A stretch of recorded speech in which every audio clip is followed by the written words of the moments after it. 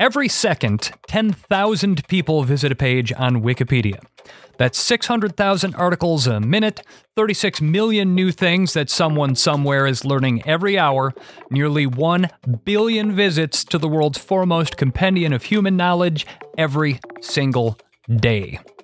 That makes Wikipedia an integral part to the way that people understand the world, which makes it integrally important to how we do our jobs as strategic communicators. But, like so many of our institutions in 2025, Wikipedia faces an existential crisis posed by artificial intelligence. Whether it's Wikipedia's funding model, its massive team of volunteer editors, or the journalistic articles from which it sources a lot of its material, this collaborative tool for the betterment of all humanity is hemmed in on all sides by AI tools like ChatGPT.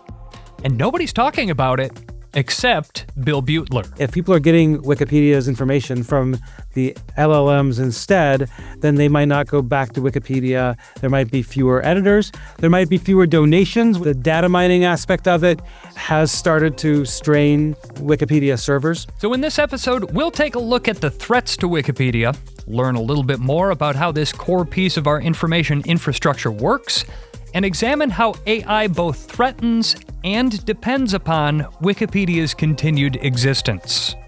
I'm Dusty Weiss from PodCamp Media. This is Lead Balloon, a podcast about irresistible tales from the worlds of PR, marketing, and branding, told by the well-meaning communications professionals who live them. Thank you for tuning in. Our guest today is Wikipedia consultant Bill Beutler. 15 years ago, when the rest of us were still trying to figure out the proper format for indicating a retweet on Twitter, Bill saw an underserved niche in the market and founded Beutler Ink, a PR firm specializing in helping its clients get their messaging onto Wikipedia without running afoul of its policies and guidelines.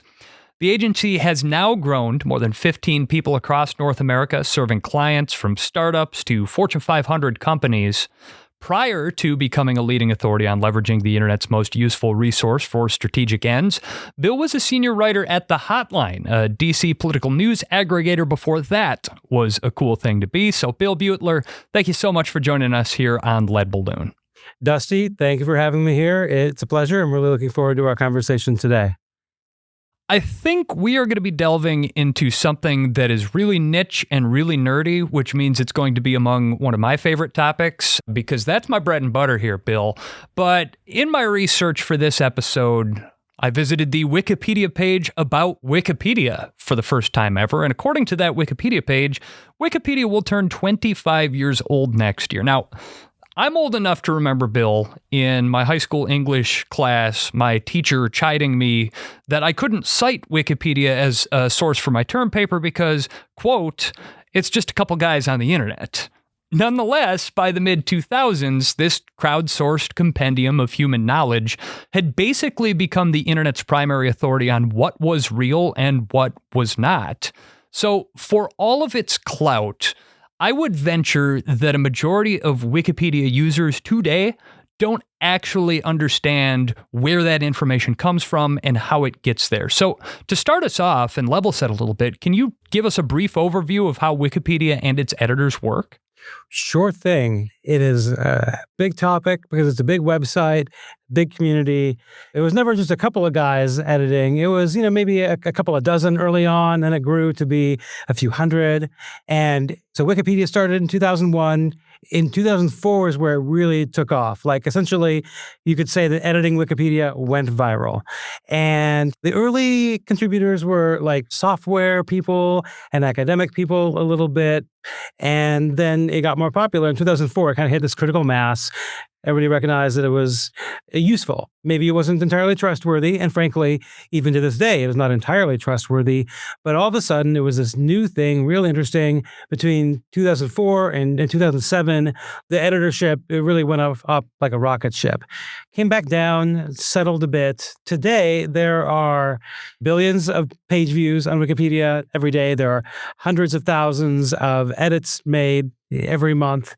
There's tens of thousands of editors who are still active on a monthly basis. And there's like a hardcore set of like 4,000 editors who are making more than 100 edits per month. Now, these people that are doing this work on Wikipedia, a lot of them, they treat this like it's a second job. They're not getting compensated for this. They're not getting paid for it. This is something that they do out of the goodness of their heart because they enjoy doing it. Why are people spending so much time editing this website for free? It's helpful to think of it as a hobby. For most of those people, it is just what their hobby is.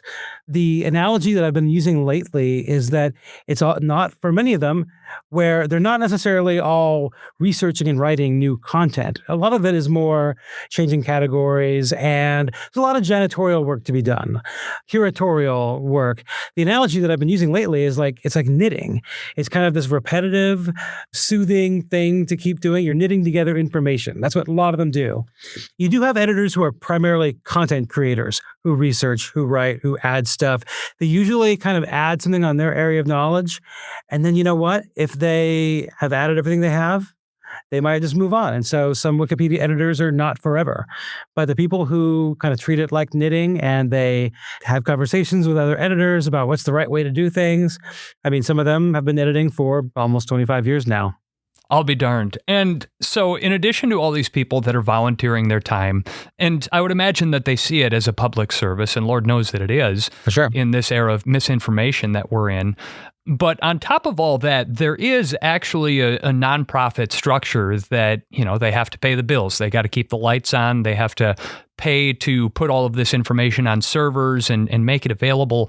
How is that part of the business operated and funded? So, it's helpful to realize that there are kind of two Wikipedias in a sense. There is that volunteer community that I mentioned. As you know, they are not paid. But then there is also the nonprofit foundation that backstops them. And that's called the Wikimedia Foundation. Whenever you see those fundraising banners at the top of the page every November, December, that's coming from the Wikimedia Foundation. They are raising money to keep the lights on. About half of all that money that they get, which is a lot of money. I think it was $185 million that they raised last year. Half of it goes to infrastructure, the servers, some software development. About another quarter of it goes to supporting the volunteers, but that does not mean paying them. The nonprofit is not allowed, per its own charter, to have any real say-so on content. Except for extreme circumstances where they're going to get sued, they stay out of that. And the rest of the money is used as this kind of overhead, the finance, the salaries there. It is a lot of money. They spend about $200 million every year. And yet, frankly, those fundraising banners are a little bit controversial among the community. Not just that they don't see that money, they don't expect to, but because the fundraising banners, can kind of feel a little bit like they are trying to make you think that Wikipedia is about to go out of business tomorrow. If you don't give $5, it will not. It could operate on less. Oh, yeah. It's got so popular. It does have such goodwill that people are like, hey, man, I use this thing all the time. No problem to throw in $5 every November. And so it adds up over time. I'll say this as a longtime NPR listener as well. It's definitely less obtrusive than a pledge drive. Well, Wikipedia's former CEO is now the CEO at NPR. So she's seen some stuff. I would certainly hope that she's going to bring some of that Wikipedia razzle-dazzle to NPR, which is in sore need of funding, and I would argue a new method of pursuing that funding beyond just pledge drives, because there's nothing dumber, in my very humble opinion, than annoying people and making your content demonstrably worse as a means of demonstrating its value to them. But that's a whole nother rant that I like to go off on. At least NPR will send you a tote bag. At least you get a tote bag out of it. When you look at the entire body of knowledge that's contained on Wikipedia and maintained, as you put it, by this staff of volunteer editors, just how much is out there? How do we quantify the value to humanity of Wikipedia? I can definitely speak very simply to how much is there. The value to humanity, that's a bigger conversation, but we can get into it.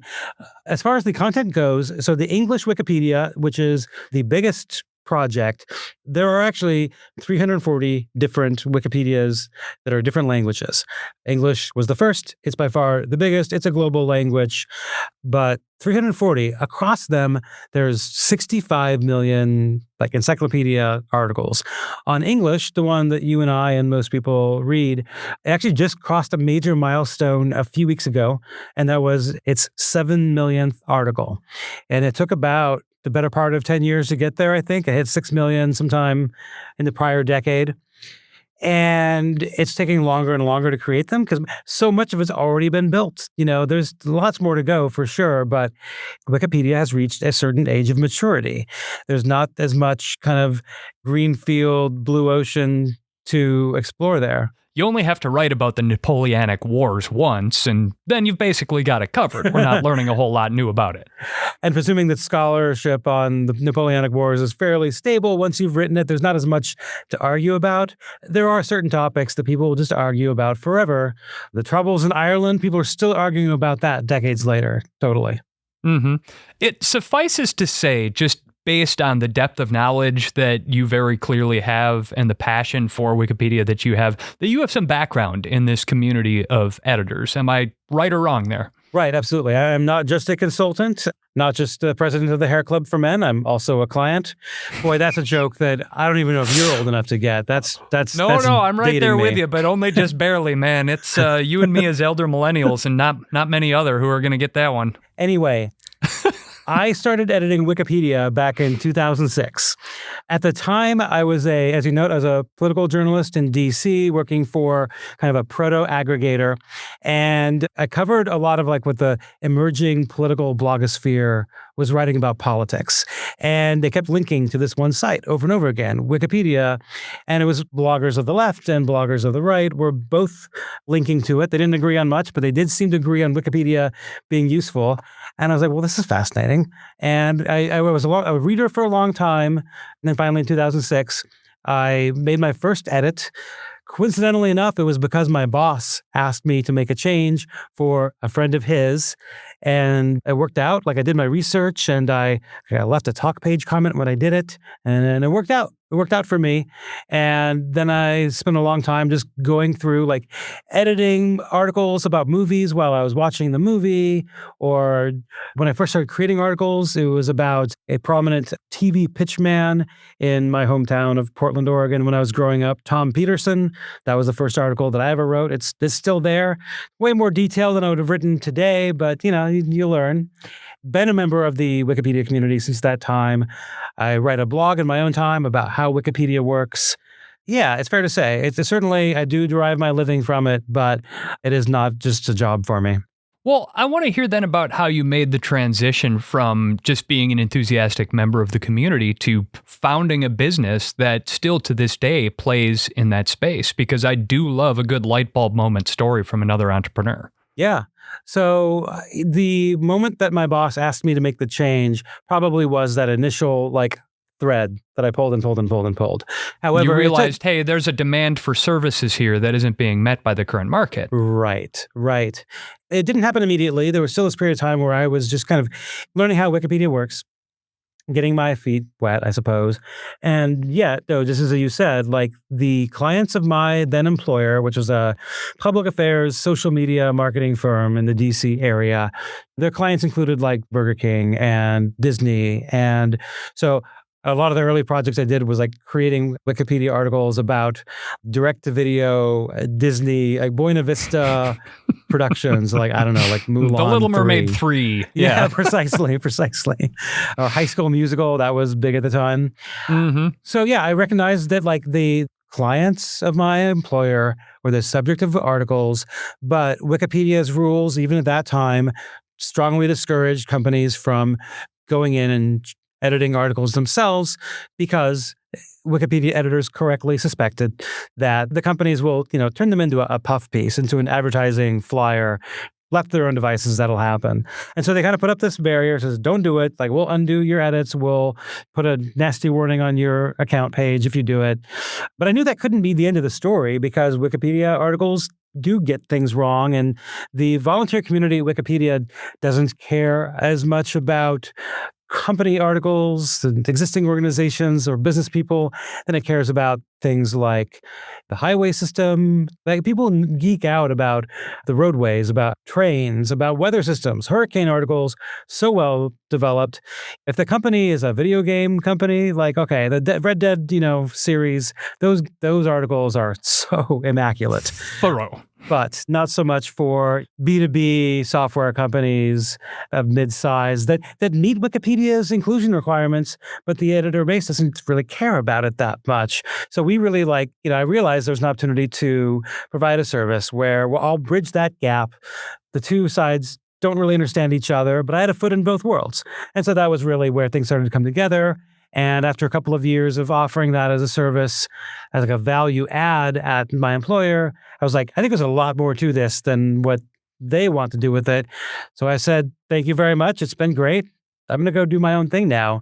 And boy, 15 years later, as you say, we are a company of between 15 and 20 people at different times. And it's a blast. I feel so fortunate to be doing this thing that almost nobody does, really.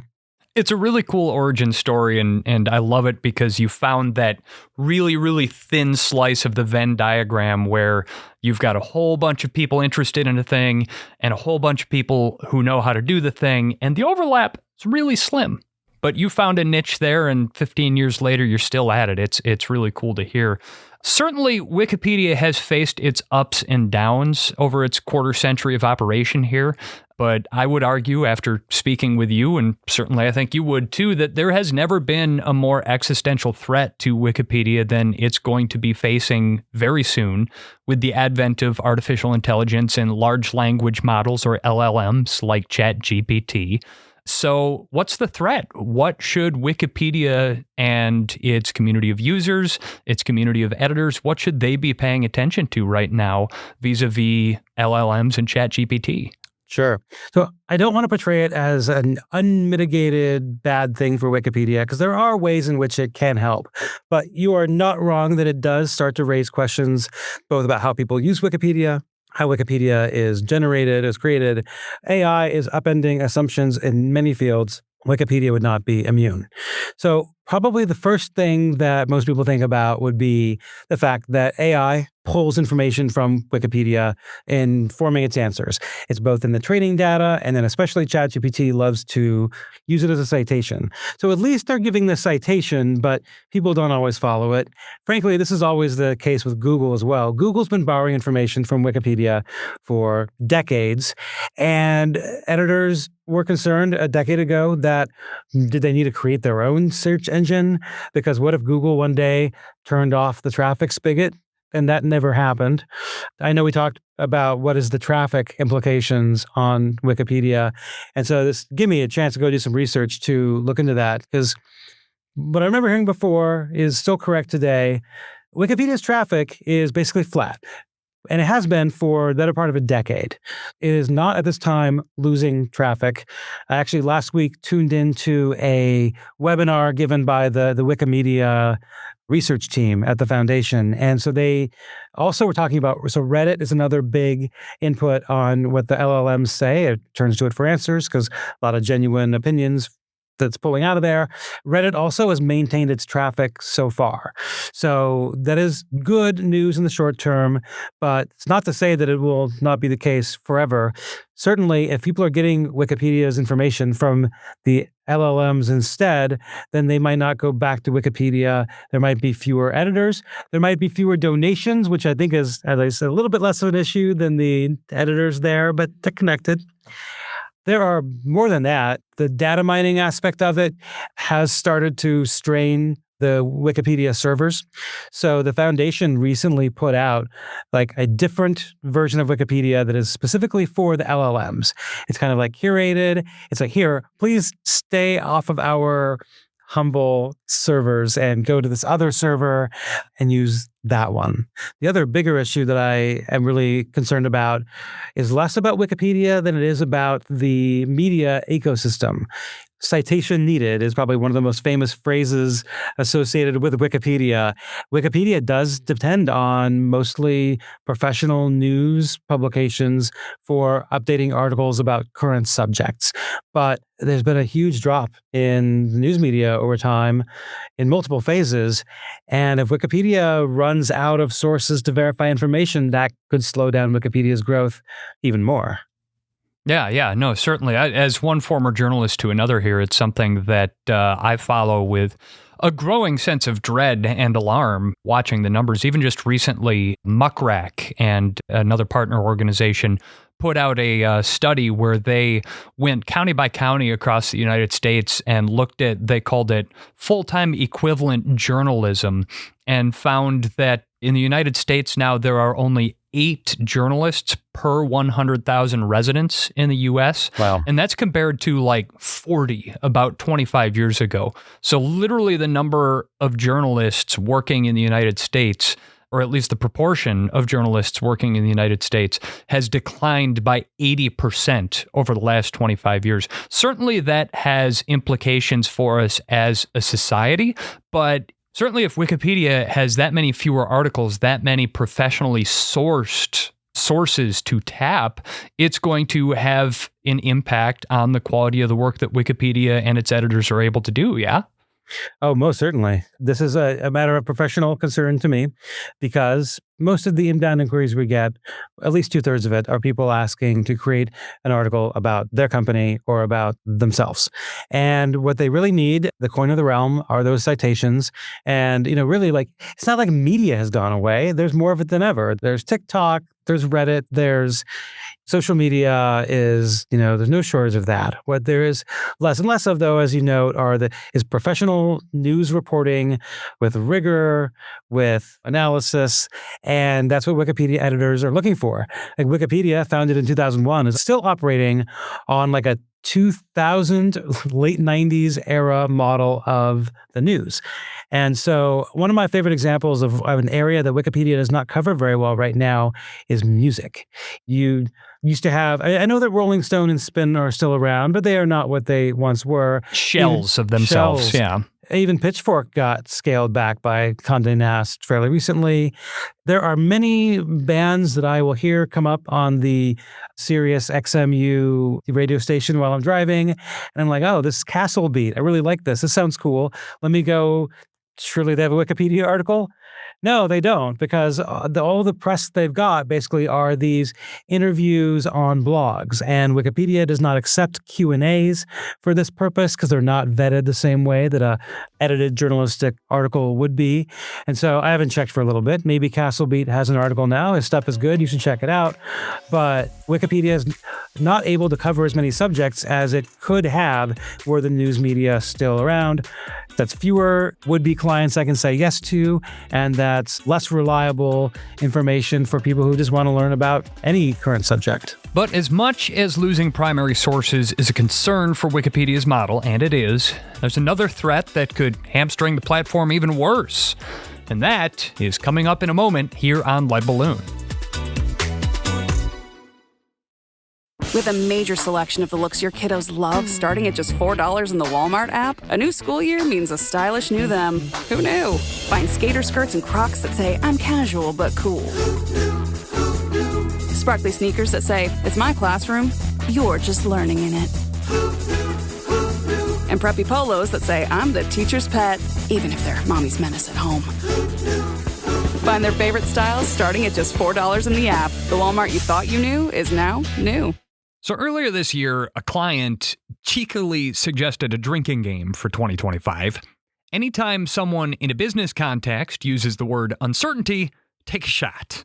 And I am pleased to report that I did not agree to those terms, because in the world of business, this year has been an absolute roller coaster.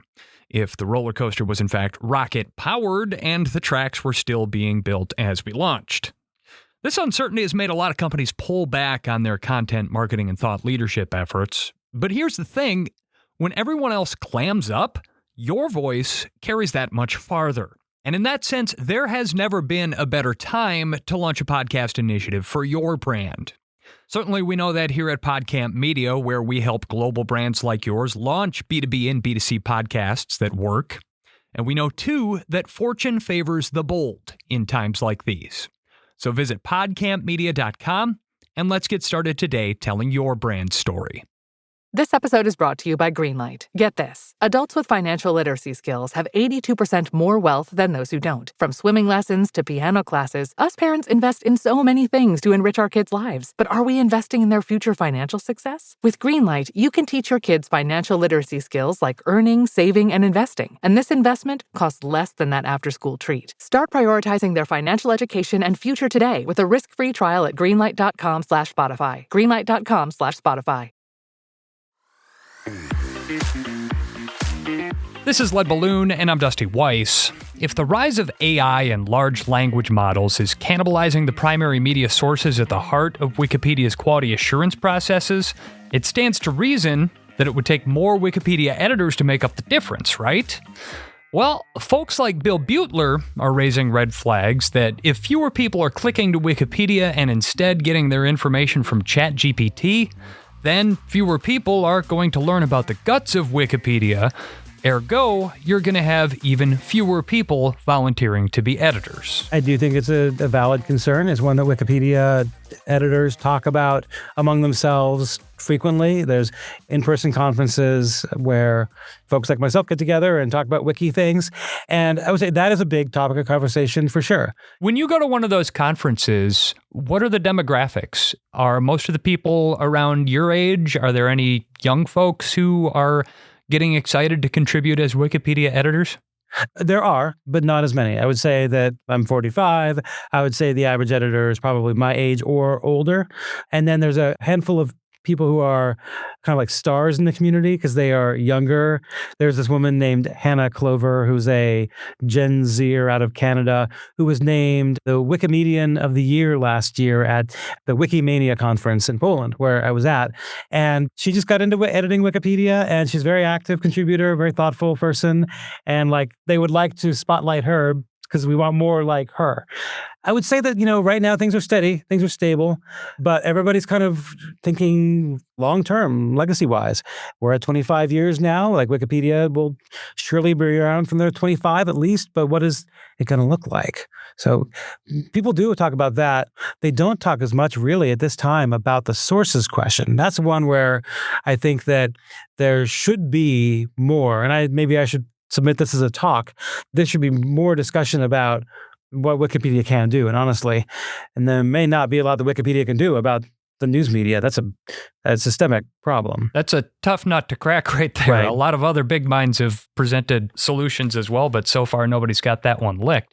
But as someone who's deeply immersed in this space, and you said that people are talking about it at the conferences, has anyone presented a solution? Do you have any, please? So the one thing that they're not going to do is lower their standards. I think if anything, Wikipedia's standards have become only higher over the years. As you note, like in the mid-2000s, it was kind of disreputable, vaguely disreputable. Don't cite Wikipedia, don't trust it. I like to point out that this is where generative AI is today. You can't trust what it says, but damn, it's too useful not to, at least look at. So Wikipedia, once it got to hit that critical mass, it kind of started to realize that it needed to put the best face forward. So it relies on the most reliable of sources, and it is a little small c conservative in some ways that way. The solution that I have in mind is not one that is going to be a large-scale solution, but I actually think there should be some effort to create a news publication whose job it is to report specifically for Wikipedia, to be like a factcheck.org for Wikipedia. I would not be the person to run this because of my running a consultancy. There would be a big conflict of interest with that, I think. But if someone hearing this is intrigued and sounds like, I would like to learn more about that, by all means, reach out to me because I have big thoughts about how that would be done and how it might be funded. I was going to say, or if a funder hears or if a this and funder, wants if to you are reach out and have that conversation. a deep-pocketed fan of Wikipedia who worries about the sources available to verify information for the page and for the project to continue to grow.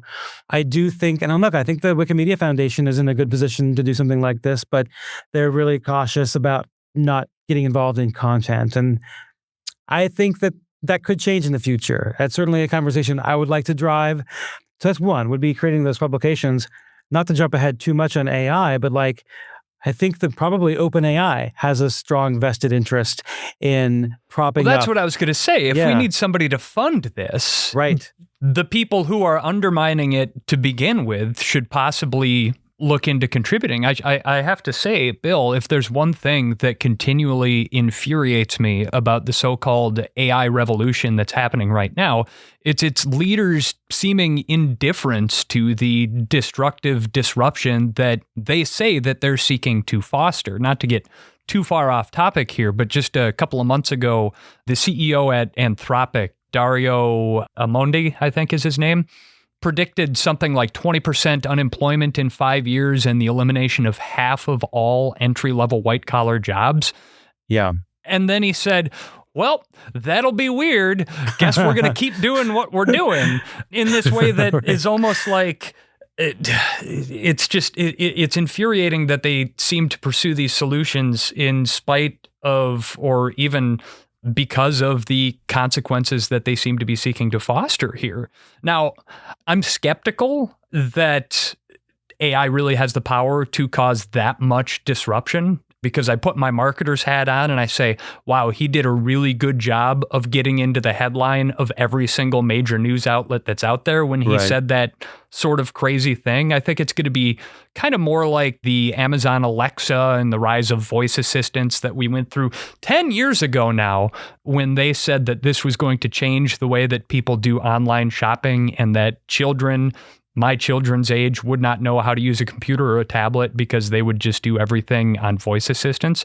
That hasn't materialized yet. And so I don't see the disruption taking place at that sort of scale. But at the same time, if you think that there's going to be that much disruption, wouldn't you please just also present a solution to 20% unemployment? Because that has major societal ramifications. All that is a really long-winded way to say that if Wikipedia is the single biggest source of data for training LLMs, if it's compromised, doesn't that mean the LLMs themselves will also be compromised? And don't they have a vested interest in promoting its continued vibrance? There is definitely a killing the golden goose aspect to it that could be an issue. I have talked to other professionals in this space, especially people in SEO, which is also, closely related to this. And I think the view is maybe over the long term, but we're talking about a big long-term shift. Granted, the problem with making predictions about AI is that it leaps up and surprises you. Obviously, ChatGPT was a huge surprise when it came along, and people are kind of willing to believe almost anything, including if the CEO of Anthropic or Sam Altman at OpenAI has said very similar things about, well, this could be the end of money, shrug, and have my doubts about all that, but nor does it need to be that disruptive to be quite disruptive to the economy and to how society is organized. So they're aware of it. And look, they're going to cannibalize their own industry, right? Software programmers are among the most vulnerable. So I'm so fascinated by how information jobs used to be where, you're safe in information jobs. Now, information jobs are very much at risk. And I would say relationship jobs are the ones that have a little bit more of a moat around it. Because AI does not do a good job of really speaking to human needs and feelings. It doesn't really know what those are. It's just making predictions about it. I would argue that Dario Amadei does not do a good job of speaking to other humans. I mean, he's probably kind of an accidental CEO. A lot of them were just, computer science nerds who lucked into one of the biggest developments in human communication history. So they're learning on the fly. And by the way, move fast and break things was a phrase 20 years ago. That was Zuckerberg's line, right? And look where it got us. Yeah, I mean, it's a fair point. I'm not saying it was a constructive perspective, just that it's not a new one. Strategic communicators in this era, Bill, we still have a job to do. Certainly at Beutler Ink, you're doing more than just keeping an eye on this. How are you counseling your clients to shift their strategic communication strategies in light of what you're seeing and what your concerns are? A good question. For the longest time, our work was based on people cared about Wikipedia because it showed up at the top of Google search results. And they do still care about that. But increasingly, and I really mean in the last 3 months, I have seen the shift in inbound inquiries that we're getting. They are asking for help because increasingly ChatGPT is recommending us to people who are searching for Wikipedia help.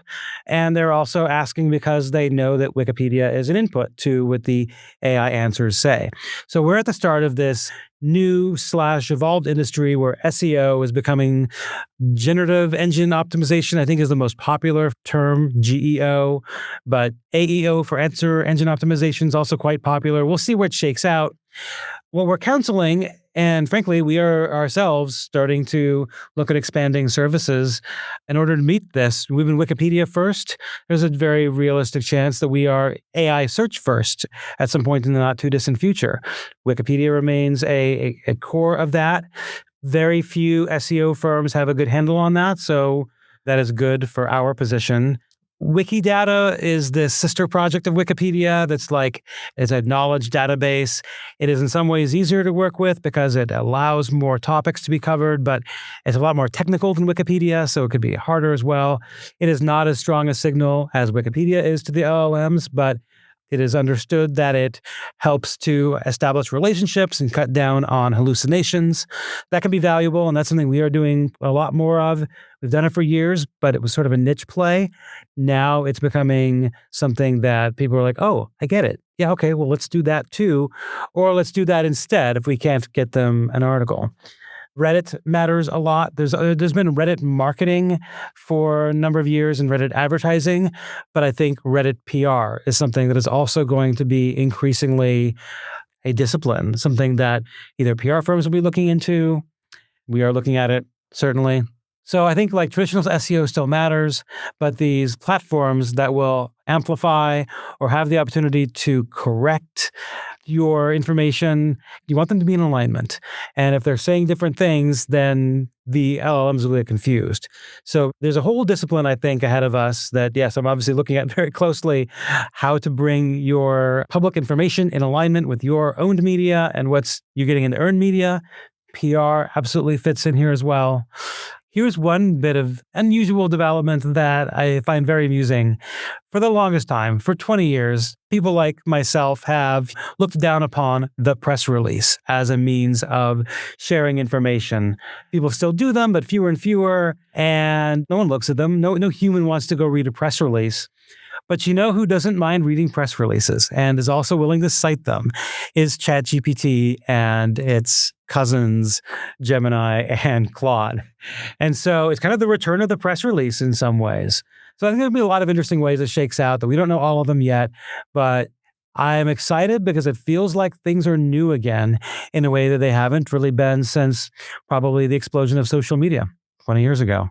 Yeah, it's really fascinating, and it puts all of us in a position where, once again, we have to kind of examine the strategies and tactics that we use to get their message out there. I know that after our prep call a couple of weeks ago, I got curious and I sat down and I asked Google Gemini, what's the best podcast production company in Milwaukee? And thankfully it came back and Podcamp Media was at the top of the search results. Now, that's not because of anything intentional that I did. That's essentially because our SEO is really strong, and so far SEO and answer engine optimization haven't diverged too far from each other in terms of their efficacy. But as those streams continue down, I would imagine that you're going to see more and more tactics that specifically target the answer engines. But of course, we have to look at this not only as strategic communicators and agency owners, but I come back to these big macro trends as just a regular person too. And I get the feeling from having spoken with you that you do too. Anyone who worries about the public good, about fostering an informed and engaged public. Yeah. We've had a rough decade, Bill. because the fact of the matter is that misinformation has the upper hand in the information wars right now. And Wikipedia might just be one more casualty in a very, very brutal tally. So why should we care as people if we lose Wikipedia as a resource? So I'll get to that, but I do worry the same as you about Wikipedia being caught up in things. I remember in the first Trump administration, the Wikimedia Foundation put out like this blog about how we are the bulwark of true facts, as opposed to alternative facts. And at the time, it was like, great, Wikipedia is like the last place we can all agree on. Now, in the second Trump administration, Wikipedia has really come under pretty strong assault by allies of the president and the movement behind him. And that worries me because it proves Wikipedia is important enough to be a target like the New York Times is. They know people care what Wikipedia says and do not like the fact that they can't control it. That said, it still has very broad appreciation, usage, support. People have generally good feelings about it. I think people don't recognize the ways in which that they depend on it or other platforms that they use depend upon it, because we spent this time talking about how AI does and how search does, but TikTok and YouTube and other social media platforms, there are ways in which they depend upon it. I remember that back when Twitter was still Twitter, they oftentimes were like looking to Wikipedia to verify whether somebody should get like their blue check mark or not. Obviously, the blue check mark doesn't work like that anymore. But like that basically put a burden on Wikipedia that it didn't ask to have necessarily.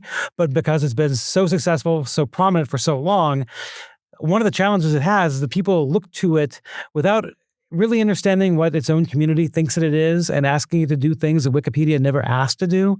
So I think the community has to ask itself in the near next decade, do we want to like stick to our knitting, as it were, and just keep doing what we do regardless of what people expect out of us? Or does it actually have some kind of like broader responsibility to do more than it initially wanted to in order to support the information ecosystem of the internet? And I would think the latter is more likely true. I do think the editors of Wikipedia have a little bit of an activist bent. I don't think it would be entirely wrong to say that it is left of center. But again, there's a whole other topic to be had about like whether the right really cares about journalism the same way that the left or center left does. The political landscape is fraught for everybody and for Wikipedia too. But like on top of that, to step out of politics, it is a useful educational tool for millions of people around the world who can gain information through Wikipedia that they would not otherwise.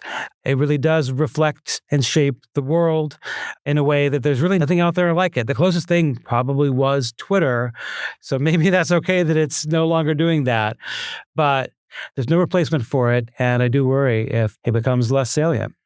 People talk all the time in this field about how the evening news used to be a trusted bastion of what was real and what was not. And that's a problematic statement in and of its own right, but certainly it was a place where people could turn to at least agree on what constituted reality. And I would argue that in 2025, where we're sitting right now, Wikipedia is the last best, closest thing that we have to that shared reality that we're all stuck in together.